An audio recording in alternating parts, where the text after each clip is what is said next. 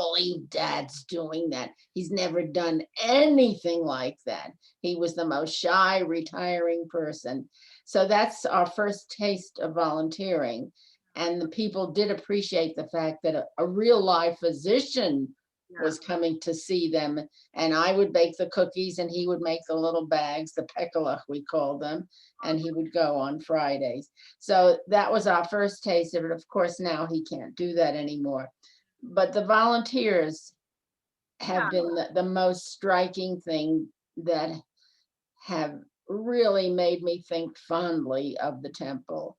That's the first thing, the volunteer. And the second thing is this phenomenal rabbi, because not only does he call on birthdays and anniversaries, but if we saw him maybe at a coffee place or something, he just sounds so sincere and so understanding about people.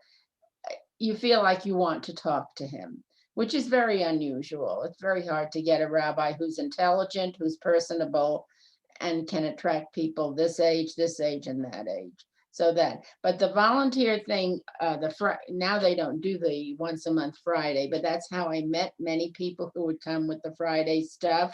That's like I met Ira and Becky Horowitz, and we'd always stop and chat.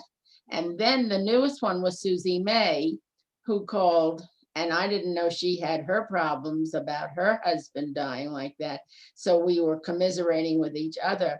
But to me, just to know that every now and then Susie's going to call and we talk for 15, 20 minutes on the telephone, it's like another relative or a very close friend. And I have never even seen her because I said to her, why didn't she show up for the Meyerson's thing? She said, oh, I didn't feel like it. I said, I wanted to see what you looked like. Oh, yeah. But that really, the volunteer program is fantastic. And then I do appreciate the links they've sent. We've watched some films. There was one about, it was a German film, I think, about a little boy who didn't want to get bar mitzvahed. And I don't remember Yeah. it was a good film and it was easy to watch, easy to access. So just to know that it's there, even if I don't use it, um, these are the things I like about it. To say I love it, that's not a fair thing for me. I grew up in a non-secular home in New York City. And Okay. I'm boring you, I'm just giving you background. And there wasn't even a temple within driving distance or a shul or anything. And my father, of course, was from Poland and he had been accepted at a very prodigious rabbinical seminary, but he didn't go. He said he didn't need it. And he just told his kids, my brother and myself, if you're a good person, you'll be a good Jew. But they insisted on sending me to Yiddish school. So I had to learn to speak, read, and write Yiddish, and I can still write a little bit and read a little bit. And Wow. it's helped me on my travels. I was a travel writer and a food writer for 25 years. Oh, I And know. going to Europe, if I didn't speak the language, if I spoke Yiddish, I could fake it. Wow. So these are the things that Jewish means to me. And I have always felt bad that everybody says Jewish, oh, Israel, Hebrew, you have to like everything that Israel does. And I said, no, I don't.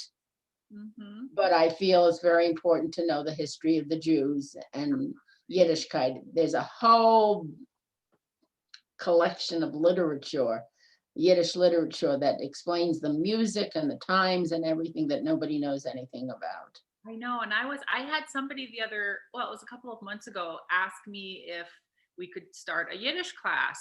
I And started one, by the way, at UTEP when we had the Center for Lifelong Learning before it came the OSHA thing. And it ran for about 3 or 4 weeks. This guy said he could teach. He knew less than I did. And it really fell apart. But at that time, there was still a lot of people my age who knew Yiddish. And yeah, we really enjoyed ourselves. Patty Soloff was there and some other people. And they did speak Yiddish, but I don't know what's left today. well, I don't think there's anyone local that could teach it. I got in contact with a lady. I think she's down in Houston. I can't remember for sure. And then the holidays came over at Christmas and Hanukkah, and it was just too busy. But I'm gonna see if I can find and see if she has time and she's wanting to do it. Because I have had quite a few people that would like to have a Yiddish class, and with Zoom, we could do that, Right, and there is a website that has the National Yiddish something or other. I joined it, and they did a Yiddish show, and they did Yiddish music, and a lot of well-known entertainers, and they might very well have some contacts. If I'll go to the I signed up and I gave them a few dollars, and I'll email you their address Okay, perfect, yeah. and In name. case this Yeah. other lady doesn't work out, or excuse me, I can even, have that have that information to give to some of the people that are Yeah, interested. and they give their lessons and they put the lessons on YouTube also. Okay, perfect. Okay, I'm digressing. I'm not answering your questions. Where am I? No, no, you did great. You did great. I started recording, so Okay, I think that we're good because I got okay. you addressed the volunteers and what you really appreciate about the volunteers, and so we'll have a lot of good stuff that Rabbi can.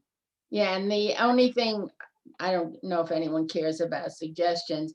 My husband is cognitively impaired, so there isn't much he can do, but he does sit at the piano because when he was a little boy, he took lessons and I help him. And I got some easy books for him to play.